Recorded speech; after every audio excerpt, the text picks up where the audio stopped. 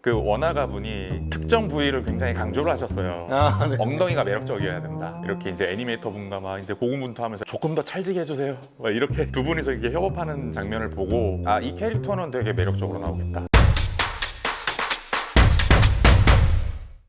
안녕하세요 플레이어 여러분, 서혁준입니다. 게임 업계 현업자들과 함께 게임 회사 취업 트렌드부터 미래까지 다양한 얘기들 함께 나눌 팟캐스트에 여러분들을 초대합니다. 오늘은 이형국 개발자님을 자리에 모셨는데요. 반갑습니다. 반갑습니다. 간단하게 좀 자기소개 좀 부탁드리겠습니다. 네, 안녕하세요. 현재 구직 중이고요. 이펙터로 일하고 있었습니다. 그리고 이제 간단한 애니메이션 여러 게임 프로젝트를 거치면서 현재까지 이제 이펙터로 업계 활동을 했었던 이현국이라고 합니다. 잘 부탁드립니다. 반갑습니다.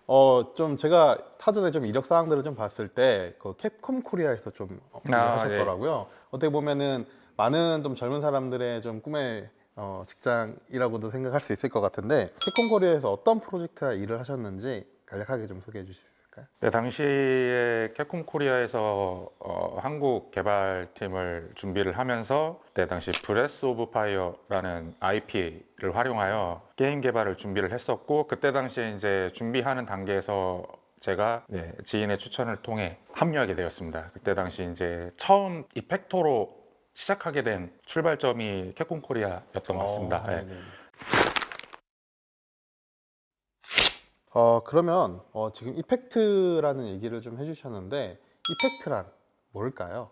예, 뭐 이펙트라는 게 사전적 의미로 이제 효과라는 이제 한국말로 풀이할 수 있는데, 뭐 게임뿐만 아니라 여러 이제 디지털 미디어에서 쓰는 이제 이펙트라 하면은 비주얼 이펙트, 줄여서 이제 VFX라고도 하고 FX라고도 하고 하는 일종의 그런 효과라고 볼 수 있습니다. 그러면은 VFX와 FX를 말씀 주셨는데 두 가지의 좀 차이점이 있을까요? 같은 말입니다. FX가 사실은 이펙트를 빨리 발음을 해서 FX라고 부른다는 그런 이제 속설이 있는데 그럴 듯한 것 같아요. 그리고 이제 VFX 같은 경우에는 비주얼, 이제 보여지는 비주얼적인 그런 이제 효과라는 게 이펙트가 효과이기 때문에 뭐 여러 가지 효과들이 있으니까 거기에서 이제 그러니까 우리 게임 업계에서 쓰는 비주얼적으로 효과를 보여준다 하여 VFX라는 명칭을 좀 사용하는 것 같아요. 그러면은 이펙트라고 하는 기능이 제가 좀 이해하기로는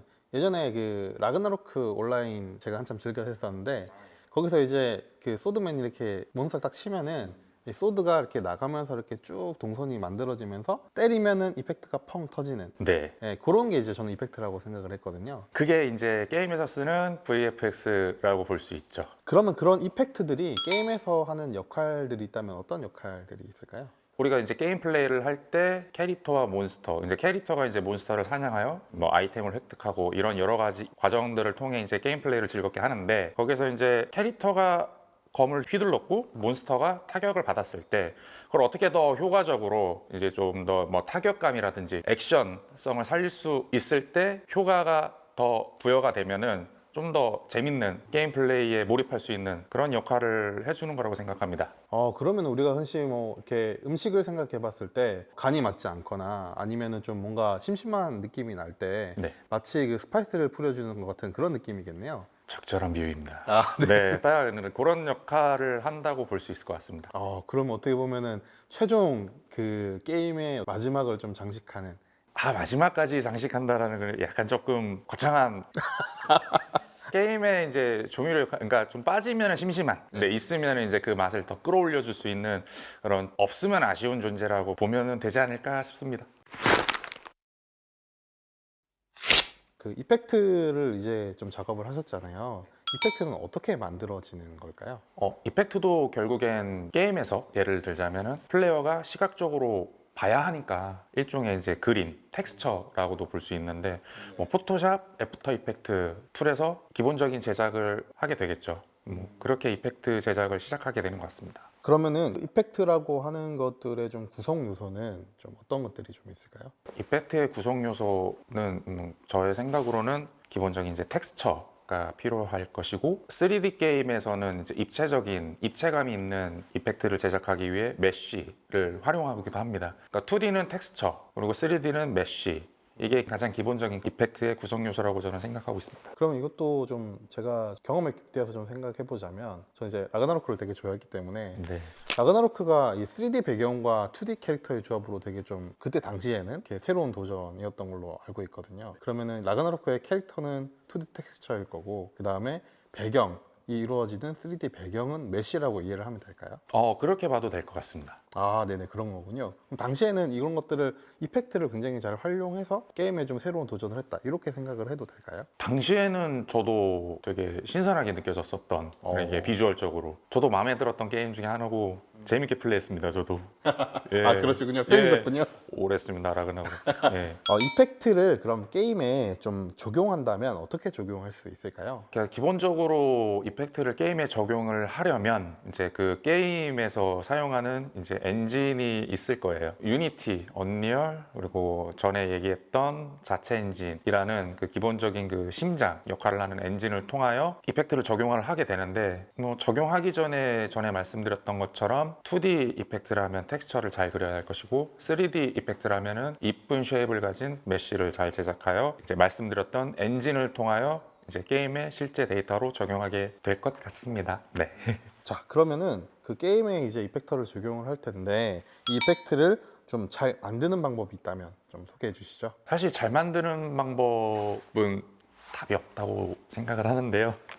일단 잘 만들기 위해서 이펙트를 많이 공부를 해야 되겠고, 뭐 공부는 다들 잘 아시듯이 학습과 복습의 연장입니다. 많이 봐야 하고, 많이 참고해야 되고, 많이 제작해야 하고, 그런 과정을 통하여 좀 더 잘 만들기 위한, 본인이 만들고 싶어하는 이펙트를 잘 만들기 위한 공부만이 답입니다. 어떻게 보면 그 플레이어 여러분들도 이런 그 이펙트라고 하는 게 저희가 좀 쉽게 좀 접할 수 있는 부분은 아니다 보니까, 이런 이펙트들을 저희가 공부를 할 때 어떤 부분을 좀 주의 깊게 봐야 되는지, 이런 부분도 좀 되게 궁금해 하실 것 같아요. 그러니까 이제 공부를 한다면, 그리고 관찰을 한다면 어떤 부분들을 우리가 좀 이렇게 주의 깊게 보면 좀 이렇게 실력 향상에 좀 도움이 될까요? 네, 이펙트를 공부하기 위해서 이제 뭐 많이 학습하고 복습하고 봐야 된다고 제가 이제 두루뭉실하게 말씀을 드렸는데, 일단 많이 봐야 하는 게 되게 중요한 것 같습니다. 그럼 어떤 부분을 봐야 하느냐? 대표적으로 예를 들면은 캠프파이어, 이제 뭐 모닥불 등등 할 때 이제 불을 보잖아요. 그 불이 하나의 이펙트라고 보시면 될 것 같아요. 이 불이 어떻게 움직이고, 이 빨갛고 노랗고 장작불이 타들어가면서 뭔가 그런 불씨 같은 게 피어오르는 그런 하나의 애니메이션을 잘 관찰하고, 필요하다면 녹화를 하면서 어떻게 움직이는지 잘 관찰하고 분석하는 게 이펙트가 어떻게 움직이는지 볼 수 있는 가장 대표적인 방법이라고 볼 수 있을 것 같아요. 어떻게 보면 되게 좀 감성적인 영역인 것 같은데, 이펙터를 하시는 분들은 좀 감성적인가요? 그런 분도 있고 아닌 분도 있는 것 같은데 저는 좀 감성적인 편인 것 같아요.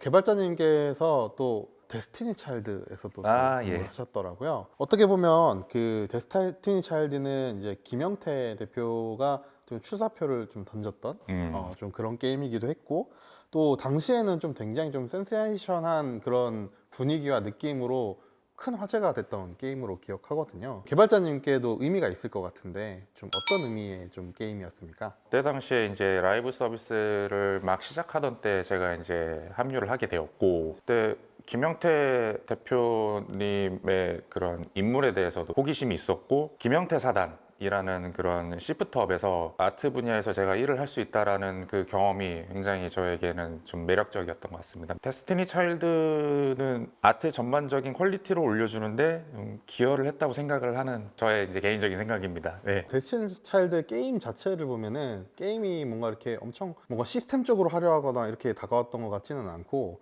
굉장히 좀 간단한 시스템인데도 불구하고 이걸 쉽게 말하면 좀 연출로 좀 커버했다라고 생각을 하거든요. 스킬 타격샷이 캐릭터가 탁 뜬다든지, 아니면은 스킬을 딱 쓰면은 이게 특수 스킬을 버튼으로 누르는 형식이었잖아요. 눌렀을 때 그거를 이펙트로 좀 커버를 하는 이런 좀 게임이었다라고 생각을 하거든요. 사실 이제 데스티니 차일드가 내부에 이제 자체 엔진이라는 그런 구조로 개발이 되었고, 있고, 네, 이제 김영태 대표님이 원하는 이제 아트의 방향성과 추구하는 스타일이 있으시다 보니 좀 그 부분을 좀 커버하기 위해 리소스적인 요소들이 좀 많이 가미가 됐던 게임 같습니다. 말씀해 주신 대로 좀 뭔가 시스템적이라든지 뭔가 그 안에서 어떤 로지컬한 그런 화려함보다는 아트에 좀 더 강점을 둔 프로젝트였던 것 같습니다. 그 내부에서 데스티니 차일드를 당시에 좀 개발한 직원이셨는데 이 게임이 가진 좀 특별한 의미가 좀 있을까요? 저에게는 좀 많은 경험을 하게 해주었던 프로젝트였습니다. 그러니까 좋은 아티스트 분들을 이제 많이 만났고 아트의 강점이 있다 보니까요. 이렇게 해서 저에게 좋은 기회가 생겼었는데 저에게 이제 성장에 도움이 됐던 프로젝트였습니다. 네. 사실 이건 좀 개인적으로 궁금한 부분이기도 한데 당시에 그 좀 어떻게 보면 김영태 사단이라고 이제 했던 게 어떻게 보면 우리나라에서 좀 아티스트 쪽에서 좀 선구자들이라는 좀 인식이 좀 있었고 NC 소프트에서 나오셨던 걸로 제가 알고 있거든요. 네. 당시에 좀 많은 개발자들이 같이 나왔던 걸로 제가 알고는 있는데 실제로 어땠나요? 이게 그때 나오실 때 김영태 대표님이 좀 이렇게 좀 유수한 그런 아티스트들이나 개발자들을 같이 데리고 나오셨던 건가요? 제가 알고 있는 것도 그 같이 함께하는 멤버분들 과 같이 이제 시작을 했던 것으로 알고 있습니다. 근데 뭐 사실 저는 김영태 사단에 뭐 어떤 분이 계신지는 자세히는 모르지만은 제가 알기로는 그랬고 그분들과 합을 맞춰서 데스티니 차일드 시프트업을 좀 이끌었던 것 같습니다. 이게 좀 되게 빅피처를 그리셨던 것 같은데 사실 이제 최근에 이제 나왔던 그 스텔라 블레이드 같은 경우도 블레이드 앤 소울 그 아트를 담당하셨던 분들이 주축이 돼서 만들었다고 하시더라고요. 어떻게 보면 이제 그때부터 굉장히 좀 빅피처를 그리시고 예, 나오셨던 것 같긴 한데 어떻습니까? 실제 스텔라 블레이드도 좀 이렇게 지금 최근에 나왔었는데 해주신 말씀대로 스텔라 블레이드도 블레이드 앤 소울 개발 당시에 이제 스태프분들과 합을 맞추면서 개발을 진행했던 것으로 알고 있고요. 김영태 대표님이 직접 견인을 했던 직접 본인께서 참여를 했던 프로젝트로 알고 있는데 아마 블레이드 앤 소울에서의 아쉬움을 스텔라 블레이드를 통해 좀 보여주고 싶었던 거 아닐까 싶습니다. 그래서 좀 같이 함께 합을 맞췄던 당시에 이제 스태프분들과 의기투합하여 잘 만들어냈던 프로젝트라고 생각합니다. 이것도 좀 개별적으로 궁금한 내용이긴 한데 김영태 대표님을 근처에서 보셨죠? 네. 예, 어떤 분이신가요? 되게 꼼꼼하세요. 굉장히 세밀한 부분까지 좀 이제 본인께서 이제 직접 이렇게 챙겨주시고 되게 빈틈이 없다라는 느낌을 받았습니다. 그리고 여러 가지 좀 선도하고 싶어 하시는 부분도 있고 이 김영태라는 사람은 정말 큰 사람이구나 라는 생각을 옆에서 지근거리에서 좀 느꼈습니다. 그러면은 이런 이제 그 애니메이션과 이펙트를 좀 조합한 사례로 좀 데스티니 차일드 얘기를 좀 돌아가자면은 당시에 좀 그 데스티니 차일드에서 발이라는 캐릭터가 좀 되게 특수한 이펙터로 좀 되게 이슈가 됐던 걸로 좀 알고 있어요.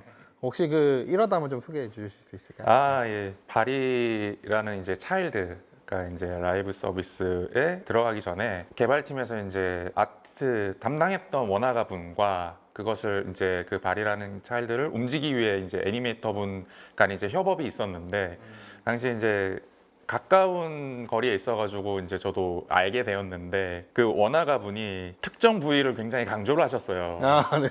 말씀드리자면 뭐 엉덩이가 매력적이어야 된다. 이제 엉덩이를 살려야 된다. 이렇게 이제 애니메이터 분과 막 이제 고군분투하면서 애니메이터 분도 욕심이 있으셨는지 그때 뭐 이렇게 하면 되나요? 저렇게 하면 되나요? 조금 더 찰지게 해주세요. 막 이렇게 두 분이서 이렇게 협업하는 장면을 보고 굉장히 이 캐릭터는 되게 매력적으로 나오겠다라는 생각을 했습니다. 근데 그거를 좀 회사에서 되게 이렇게 긍정적으로 검토를 해주신 건가요? 데스티니 차일드는 약간 좀 그런 어필이 필요한 또 게임이기도 했고 스타일이 그랬으니까요. 그래서 굉장히 만족했고 김영태 대표님도 되게 좋아하셨던 걸로. 애니메이션 좀 어떻게 공부하면 될까요? 움직이는 것은 기본적으로 많이 봐야 된다고 생각합니다.